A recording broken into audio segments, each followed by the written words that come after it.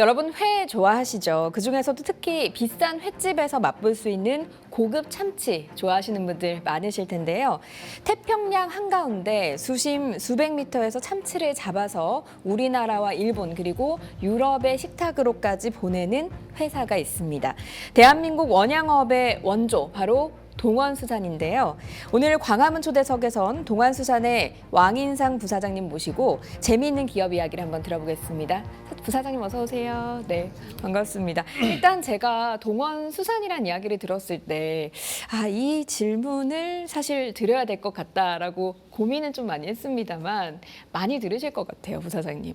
동원 참치랑 같은 회사입니까 아닙니까? 네. 예, 많은 분들이 그렇게 생각하시는데요. 사실 또 참치 캔을 만드는 동원산업과는 완전히 다른 회사입니다. 네. 저희는 1970년도 설립된 회사로서 56년간 원양어 외길만 걸어온 핵감용 참치 전문 기업입니다. 네. 현재 태평양 연승선 11척과 인도양 연승석 3척 그리고 조로선 3척 이래서 총 17척을 운영하고 있는 회사입니다. 저희는 단순히 물고기만 잡는 회사가 아니라 가공하고 어획하고 그다음에 냉동하고 또 수출하는 하나의 시스템으로 이루어져 있는 그런 회사입니다. 바다에서 식탁까지라는 말로 전 과정을 직접 운영하고 보시면 됩니다. 특히 일본과 유럽 시장에 인정받고 있는 고급 핵감용 참치를 전문적으로 취급하는 저희 회사의 핵심 경쟁력이라고 생각합니다. 50년이 넘었는데 이게 어떻게 이렇게 뚝심 있게 이 한 분야로 외길을 걸으셨는지 그 비결이 좀 궁금하거든요. 예, 저희 회사의 창업주이신 왕영국 회장님께서는 1950년대에서 60년대 그 사이에 북태평양 연어조업을 개척하셨고 그리고 저희는 1970년대 설립하게 되었습니다. 저희는 1970년대부터 설립해 와가지고 서부 아프리카 쪽에 조업을 어장을 개척하는데 일조를 했습니다. 그 과정에서 저희가 기네비사우라는 그 나라와 국교 수교를 하는 데 있어서 일조를 했다 해가지고 저희가 국민훈장, 목련장을 수여하기도 했습니다. 네. 그리고 원양어는 단순히 배만 가지고 있다 해가지고 되는 산업은 아니고요. 오랜 기간 동안 축적된 어장 정보와 그리고 또 선박 운영 기술 그리고 또 숙련된 인력들 그리고 글로벌 거래 네트워크가 있어야만이 가능하다고 생각합니다. 이런 경험과 노하우는 단기간에 이루어지지 않고 따로 없는 진입 장벽입니다. 이게. 그래서 저희는 단기 유행 산업보다는 가장 오래 잘할 수 있는 그런 산업을 할 수 있는 게 저희들이 경쟁력에 집중을 가지고 있습니다. 저는 가격대가 좀 있다 보니까 이게 저희 부모님 특별한 생신이나 혹은 좀 귀한 손님이 오거나 이랬을 때 대접하는 음식으로 이제 지금 참치회를 마주하고 있거든요. 제가 그냥 가서 쉽게 사 먹는 회는 아닙니다. 얼마나 이게 어렵게 우리 동네 횟집까지 오게 되는 건지가 좀 궁금하거든요. 예, 저희가 참치를 잡기 위해서 원양에서 낚시로 해서 참치를 잡습니다. 네. 낚시 줄 길이를 100km에서 한 150km 정도 이렇게 낚시 줄을 만듭니다. 150kg요? 예, 예. 가로로. 예, 그렇습니다. 그 100km에서 150km 사이사이에 50m 간격으로 준하기라 해서 낚싯줄을 바늘이 달린 낚싯줄을 답니다. 거기에 약 한 2,000개에서 3,000개 정도의 낚싯줄 속에 미끼를 달아서 네. 참치를 잡는데 보통 한 번 이렇게 조업하는데 15마리에서 20마리 정도. 3,000개까지 미끼를 달 수 있는데 거기 그 미끼를 먹는 참치들이 한 15마리에서 20마리밖에 안 되나요? 100kg짜리로 기준한다면 네. 그 정도로 잡히고 있습니다. 굉장히 귀한. 그렇습니다. 예. 그러면 이게 어떻게 이제 참치를 잡았어요? 그래서 원양어선에서 잡았는데 우리한테까지 오려면 이 참치가 어떤 상태로 오게 되는 건가요? 저희가 이제 배에서 어획을 해가지고 잡자마자 급냉을 시킵니다. 영하 급냉. 55도 이하 초저온 온도에서 급냉을 시켜가지고 배에서 보관을 하고 있습니다. 네. 그러다가 배가 어느 정도 양이 잡히면은 이렇게 부산으로 들어오게 되면은 그 들어온 어획물을 저희 자회사인 유황에서 그거를 가공을 합니다. 영하 55도에 얼린 상태에서 네. 가공을 합니다. 네. 껍질을 벗기고 또 뼈를 발라내고 부위별로 이렇게 가공을 해서 그걸 제품화해서 드시는 전문점으로 이렇게 저희들이 그 판매를 하고 있습니다. 그걸 바로 급냉을 해야 되는 이유가 있나 봐요. 영하 55도 이하로 급냉을 하게 되면은 참치의 세포가 분열되지 않고 그대로 살아 있는 것처럼 잡자마자 급냉을. 그대로 보존이 되기 때문에 네. 그래서 해동을 하게 되면은 꼭 살아 있는 갓 잡은 참치처럼 그렇게 이제 해동이 되고 있습니다. 냉동이라고 해서 이 가치가 떨어지는 것이 아니라 네네. 급냉을 통해서 냉동을 하기 때문에 그 참치의 그 식감 그리고 원래 잡았던 살아있는 그 참치의 느낌이 그대로 살아있는 회가 된다라는 네, 그렇습니다. 말씀이시고 네, 기술이 정말 어느 네. 것보다 중요한 거네요. 초창기에 우리나라에서는 네. 그 기술을 가지고 있는 일식 주방장들이 없었습니다. 그래서 저희가 일본에 가서 그 기술을 배워가지고 네. 이 기술이 국내 참치회로 만들어 먹으려면 이 기술이 있어야 되겠구나. 그래서 저희가 참치 공장을 만들었고, 그리고 그 일식당에 있는 고급 일식당에 있는 호텔이나 이런 분들을 초빙해가지고 일본에 모셔가가지고 해동 기술을 익혀가지고 저희가 지금 이렇게 참치회를 살아있는 회처럼 먹게 되는 거죠. 사실은 그 태평양이라고 하는 이 위치 자체가 유럽이나 이런 국가들하고 더 가깝잖아요. 그러다 보니까 그 수출이 그쪽으로 될 것 같은데 어떤가요? 예, 저희 자회사인 요항에서는 EU 라이센스를 가지고 있습니다. 그래서 EU 라이센스가 있기 때문에 그 유럽 수출은 그냥 아무나 하는 게 아니고요. EU 라이센스가 있어야만이 그 수출이 가능합니다. 워낙 까다롭군요. 예, 그렇습니다. 네. 그리고 그 일본 시장을 주로 하다 보니까 일본에 의해서 이렇게 좌지우지되는 경우가 많아서 저희는 그래서 일본도 조금 팔지만은 유럽을 차라리 더 개천하는 게 낫겠다. 그래서 자회사에서 판매하는 수출하는 비중은 일본이 20%고 유럽이 70% 정도 이렇게. 유럽이 좀, 70%. 예. 저는 이제 언뜻 생각하기에는 뭐 일본이야 스시의 나라기도 하고 그러다 보니까 회를 많이 소비를 할 것 같은데 유럽에서는 회가 익숙한가? 참치회를 찾나? 이런 생각이 들긴 하거든요. 예. 원래 유럽은 스테이크라든가, 네. 예. 그다음에 캔 종류 이런 걸 주로 많이 드셨는데 요즘은 이 유럽도 이제 건강식이라든가 또 고단백 이런 쪽으로 이렇게 식생활이 많이 바뀌었습니다. 네. 그래서 그 틈새 시장을 저희들이 노리고 유럽에다가 초저온돼 있는 이 냉동 참치를 거기서 가져가서 그쪽에서 해동을 해가지고 시장에 판매하는 그런 루트를 저희들이 발견해가지고 네. 영국이라든가 또 프랑스, 그다음에 독일, 스페인, 이탈리아 이런 나라에서 굉장히 많이 소비가 되고 있습니다. 네. 그러면 앞으로 이제 그 유럽 시장이 조금 더 확장할 가능성이 있다고 보시는지요? 네, 충분히 있습니다. 네. 특히 저희 자회사인 요항에서 MSC 인정을 획득했기 때문에 MSC 인정은 지속 가능한 어업이 되는 기업이라고 저희들이 인정을 받았기 때문에 네. 유럽에서는 MSC라든가 ESG 그런 기준이 굉장히 까다롭게 이렇게 선별하고 있어서 저희는 그 기준을 충족하고 있어서 유럽 시장의 프리미엄 시장에 더 진출할 수 있는 기회가 되고 있습니다. 네, MSC라고 하는 인증, 그 인증이 받은 회사들이 많은가요? 어떤가요? 저희 말고도 몇 개 회사는 있습니다만 전 수산회사가 다 가지고 있는 건 아닙니다. 네. 저희도 MSC 인증받기 위해서 3년 정도 시간이 걸렸습니다. 네. 그 MSC라고 하면은 지속 가능한 어업, 그러니까 바다를 지키면서 어업을 하겠다라고 하는 어떻게 보면 회사 측에서 약속을 하시는 거잖아요. 그걸 지켰기 때문에 오랜 기간 지켜보다가 MSC 인증을 준 거라고 볼 수가 있겠네요. 네, 그렇습니다. 네.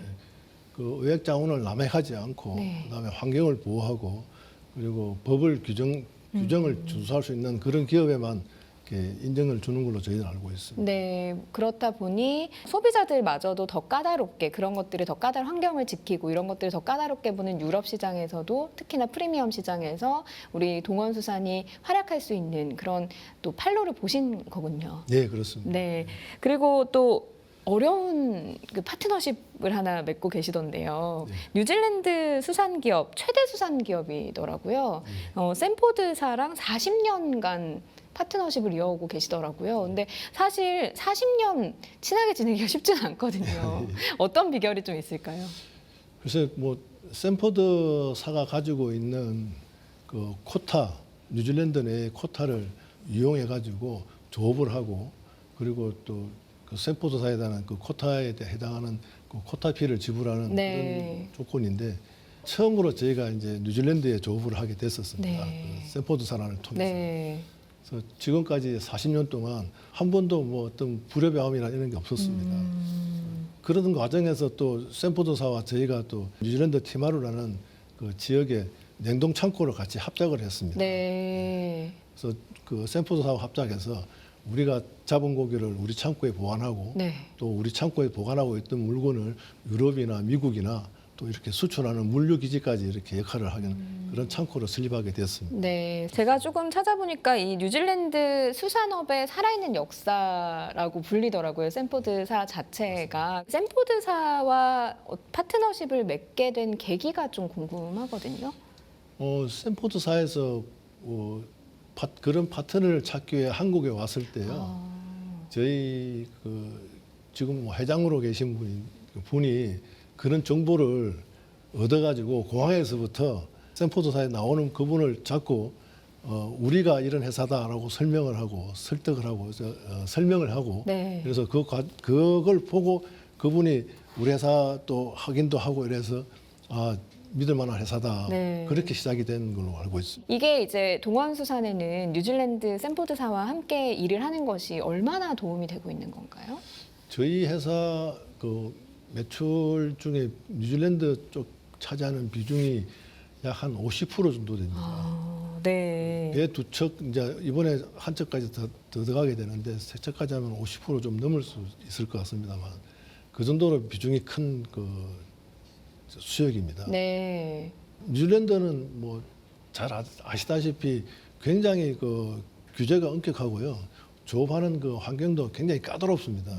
그 어자원 관리를 굉장히 잘하는 나라이기 때문에 저희가 40년 동안 이렇게 조업을 하면서도 큰 편차 없이 이렇게 의역할 수 있는 그런 어장이라고 저희들은 보고 있습니다. 네, 어떻게 보면 공항 가신 게 잘하신 거네요.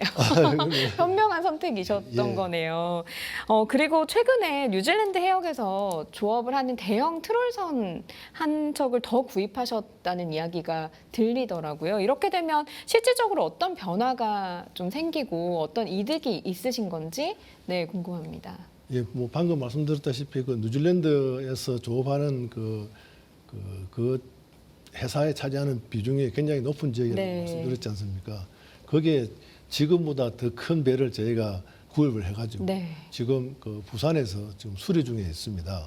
그 수리가 끝나면 아마 7월 중순쯤 되면은 뉴질랜드에 아마 갈 것 같습니다. 그러면 그 배가 지금보다 한 2배 이상은 더 고기를 잡을 수 있는 능력을 가진 배입니다. 네. 설비도 최신 설비로 저희들이 지금 수리를 하고 있고, 그래서 그런 부분들이 다 갖춰지고 기존에 있는 배와 시너지 효과를 올리게 되면은 더 많은 수익성을 창출하고 또 동호산에 큰 기여를 하지 않을까 좀 그렇게 기대하고 있습니다. 그렇다면 이 트롤선은 앞서 말씀해 주신 것처럼 그물로 네, 그렇습니다. 쫙 끌어서 그 바다 생물들을 잡는 거잖아요. 네. 그러면 거기에는 참치가 아니라 다른 그 해산물들이 있겠네요. 네, 그렇습니다. 네. 거기에는 주로 이제 돔 종류라고 이제 비싼 어종인 돔 종류하고, 그다음에 오징어. 네. 오징어도 지금 요즘 굉장히 비싸죠. 네. 예. 그리고 저희 그 중국에 있는 자회사에 그 원료로 가공하는 원료로 쓰이는 그 호끼라는 어종이 있습니다. 네. 우리나라 말로는 뭐 새꼬리 민태라고 그러는데 그거를 저희가 중국에 원료로 보내립니다. 가공 원료로. 그래서 그걸 가공해 가지고 생선가스라고 혹시 아시나요? 네, 생선가스 좋아하죠. 네. 생선가스로 만들어 가지고 네.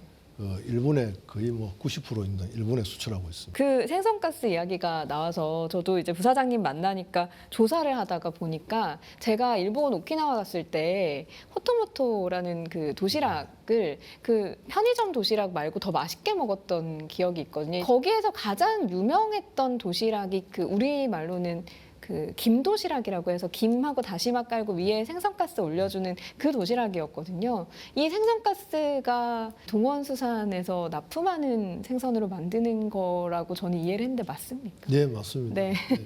그 일본말로 해도 되는지 모르겠는데 네. 그 도시락 이름이 그 호토모토의 네.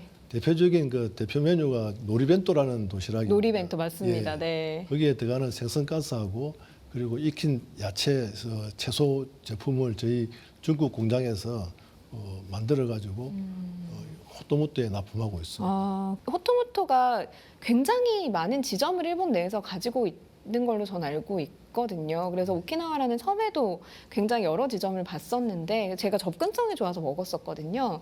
근데 어떻게 이 일본 최대 도시락 회사를 좀 노리게 되신 건지 이것도 궁금하네요. 예. 먼저 그 호토모토라는 도시락 그 브랜드는 일본에 약 한 3천 개의 점포를 가지고 네. 있는 일본 최대의 그 도시락 체인점입니다. 저희가 그 회사와 컨택하게 된 그 계기는 일본은 그 흰살 생선을 생선가스로 원료로 쓰고 있습니다. 네. 저희가 아까 전에 말씀드린 뉴질랜드에서 잡히는 그 호키란 제품이 흰살 생선 제품입니다. 그래서 그거를 저희가 잡고 있고 가공을 한다니까 그 호토모토에서 저희 공장에다가 납품 의뢰를 왔었습니다. 아, 먼저 의뢰가 온 거군요. 네. 아마 그쪽하고 거래한 지도 벌써 한 20년 넘게 지금 거래를 하고 있습니다. 그럼 제가 먹었던 그 생선가스가 아마 동원수산에서 그럴 납품하신 생선의 그 가스가 맞겠네요. 예, 네. 네. 20년 가까이 동안 또 이렇게 인연을 계속해서 이어오시는 건데 뭐 앞서서 샌포드사도 그렇고 이 호토모토도 그렇고 오랜 기간 동안 파트너십을 잘 맺고 이어가시는 것 같아요. 네, 저희가 뉴질랜드에서는 또 뉴질랜드 최대 수산회사인 그 샌포드사하고 합작 법인을 만들고 또 같은 파트너로 되어 있고요. 네. 또 일본에서는 일본 최대의 그 도시락 업체인 호토모토라는 브랜드를 가지고 있는 회사와 또 합작 파트너를 가지고 있고 이렇게 좀 큰 회사들하고 저희들이 좋은 관계를 맺고 있습니다. 네. 특히 저 중국 공장에 그 호토모토라는 그 브랜드의 그 회사가 50%의 지분을 저희들 같이 합작을 하게 됐습니다. 처음에 저희가 다 가지고 있다가 그쪽에서 50%를 인수해서 네. 계속 가자 같이 네. 그런 그럼- 개념으로 네. 파트너십을 좀 형성돼 있습니다. 아, 그럼 중국에도 호토모토가 있습니다. 있고 50% 지분을 예. 동원수산이 가지고 계시고 예, 그렇습니다. 현지에서 또 지분을 산 거군요. 중국 예, 현지에서 해외 시장에서 활약을 하고 계시는 건데 수출과 이제 국내 시장 내수의 비중이 동원수산에서는 어느 정도 되나요? 저희는 한 90% 이상이 다 수출인데 네. 그래서 내수가 좀 적은 포지션이라서 안 그래도 이번에 저희들 그 자회사를 통해 가지고 내수 시장을 좀 확대를 하자. 네. 대형 마트라든가 그다음에 고급 일식당이라든가 또 호텔 식당에 거기만 국한되어 있던 거를 가능하면은 이제 마트라든가 또는 이 가까운 편의점에서도 구매할 수 있도록 그렇게 소비 판매처를 좀 늘리려고 좀 계획하고 있습니다. 네, 사실 그렇게 국내로 눈을 돌리시게 된 데는 어떻게 보면은 문화라고 해야 될까요? 그런 변화도 좀 있었을 것 같아요. 왜냐하면 제가 최근에 마트에서도 봤고요. 그리고 일식집에서, 그러니까 스시집, 회전초밥집에서도 봤는데 한 번씩 이벤트로 대형 참치 해체쇼 같은 것들을 하더라고요. 예. 그만큼 참치회를 찾는 사람들이 우리나라에서 많아졌다라는 것도 이제 우리 시장을 노리는, 그러니까 공격적으로 우리 시장을 노리게 되는 그런 계기가 됐을까요? 예, 맞습니다. 네.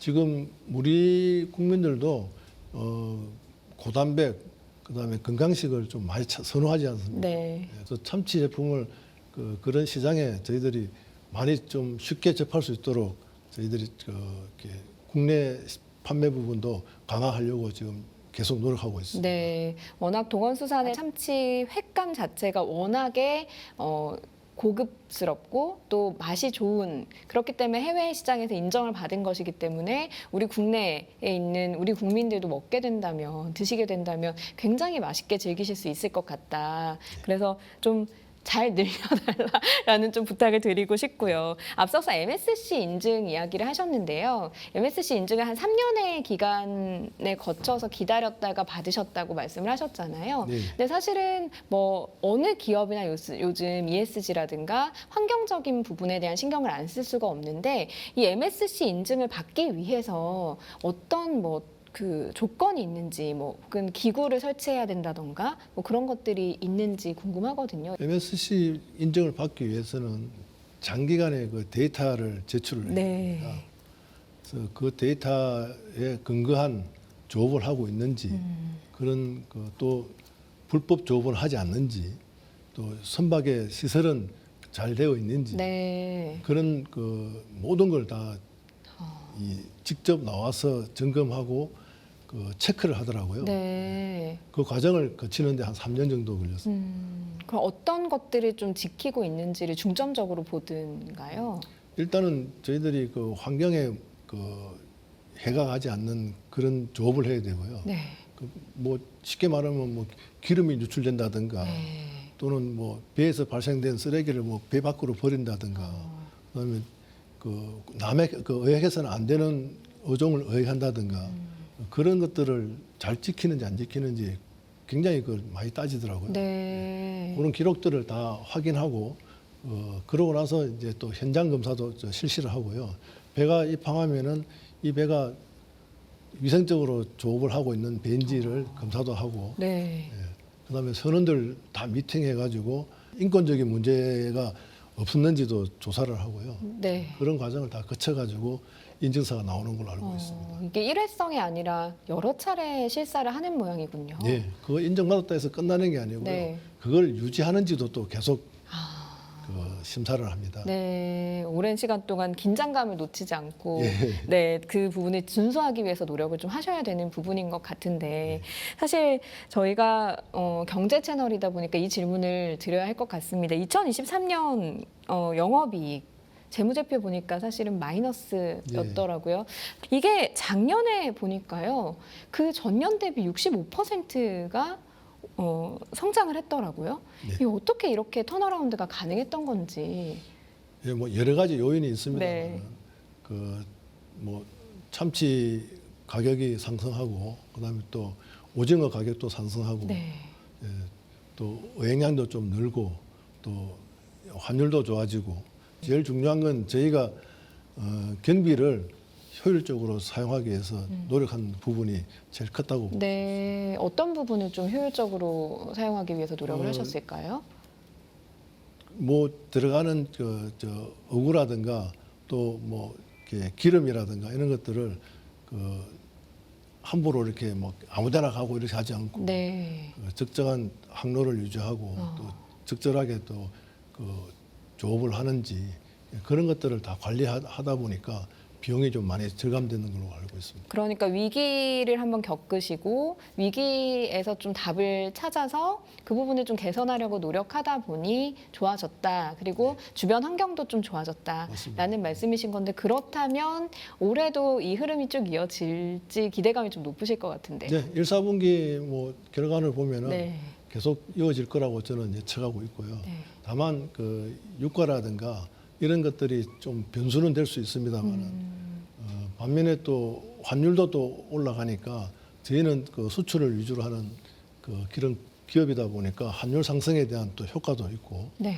그 어획물 가격도 점차적으로 조금씩 또 올라가고 있습니다. 네. 그런 걸 감안하면은 뭐 연말 돼봐야 알겠습니다만은 지금 1, 4분기 실적을 기준으로 한다면은 뭐 나쁘지 않을 거라 저는 생각하고 있습니다.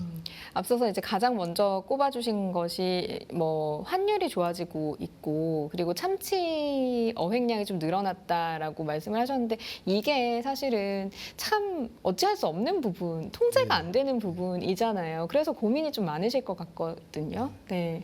그 어획량이 이제 뭐 늘어났다고 말씀드린 거는 저희 회사 기준이고 네. 어획량이 늘리는 데서 제일 중요한 건 사실은 그 선원들입니다. 예.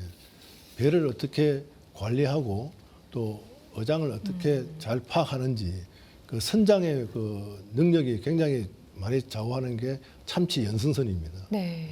그래서 저희는 이 항해사들을 잘 훈련시켜 가지고 또 좋은 선장으로 저희가 성장시키고요. 그런 시스템이 잘 갖춰져 있어 가지고 좋은 선장들이 항상 저희 배에서 저희 배를 탈 수 있게끔 그런 인력 풀을 저희들이 항상 유지하고 있습니다. 네, 할 수 있는 걸 최선을 다해서 뭐 좋은 대접도 대우도 해주시겠네요. 네, 그렇게 이제 노력을 하고 있다라는 말씀이신데 사실 이렇게 실적 개선을 하셨고 그리고 이번 해에도 흐름이 좋을 것으로 이제 예상이 되고 있는데 이 동원수산의 PBR이 0.5배 수준이어서 저평가됐다라는 좀 생각이 들기도 하거든요. 이제 어떤 이유가 있다고 보시는지 그리고 이 밸류업이라고 하죠. 이걸 가치를 높이기 위해서 좀 어떤 노력을 하실 예정인지를 좀 들어봐야 될 것 같습니다. 예, 뭐 저희 주가가 저평가되어 있다는 것을 저희 뭐 경영진도 다 인지하고 네. 있습니다. 예. 정말 열심히 이 운영을 해서 주주 여러분들이 주주 가치를 좀 느낄 수 있도록 회사의 수익성과 또 성장성을 최대한 노력해서 올리도록 하겠습니다. 네. 이렇게 이제 선언을 해주시면 우리 그 투자를 하시는 분들께서 또 이거를 바로 좋은 신호로 받아들이지 않을까 싶기는 한데요. 자, 이제 앞으로 56년을 걸어 오셨으니까요. 100년을 향해서 달려가실 준비를 하실 것 같습니다. 100년 기업 동원수산 기대해봐도 되겠습니까? 예, 충분히 가능하다고 생각합니다. 네. 예, 물론 뭐 기후 변화라든가 수온 상승, 뭐 어자원 감소와 같은 어려운 뭐 환경들이 존재하겠지만 반대로 전 세계적으로 건강식과 고단백 식품을 선호하는 수요가 지속적으로 늘고 있습니다. 결국 중요한 것은 얼마나 지속 가능한 방식으로 미래를 준비하느냐입니다. 예, 저희는 이제 단순한 어획하는 기업이 아니라 친환경 조업과 글로벌 공급망 그리고 고부가가치 식품 사업까지 연결된 종합수산식품으로 기업을 변화하고 있습니다. 특히 동원수산은 단순히 선박이나 설비, 경쟁력만이 아니라 사람 중심의 경쟁력을 가장 중요하게 생각하고 있습니다. 네. 결국 원양업은 사람이 하는 산업이기 때문에 우선 그 항해사를 꾸준히 육성해서 선장으로 성장시키고 숙련된 선원들을 안정적으로 확보할 수 있는 시스템을 갖추고 있습니다. 그리고 변화에 대응하는 경쟁력을 바탕으로 앞으로 대한민국 수산을 대표하는 기업으로 성장해 나가도록 하겠습니다. 네. 감사합니다. 56년 동안 걸어오신 길에서 느껴지는 것이요. 무엇이 중요한지를 좀 아시고 기업을 운영하고 계신다라는 생각이 듭니다. 사람이 중요하고 또 어떤 것들을 통해서 외부 환경에 휘둘리지 않아야 되는지를 좀 느끼고 계신다는 점에서 또 국내에서도 동원수산의 또 참치회를 아주 맛있게 맛볼 수 있다는 점에서 100년 기업을 이어갈 단단한 힘을 좀 쌓아 오시지 않았나라는 생각이 듭니다. 실적 턴어라운드와 함께 본격적인 밸류업의 닻을 올린 동원수산이고요. 앞으로의 순탄한 항해를 저희도 기원하겠습니다. 오늘 우리나라 참치 산업의 생생한 이야기 들어봤습니다. 오늘 말씀 고맙습니다. 네, 감사합니다.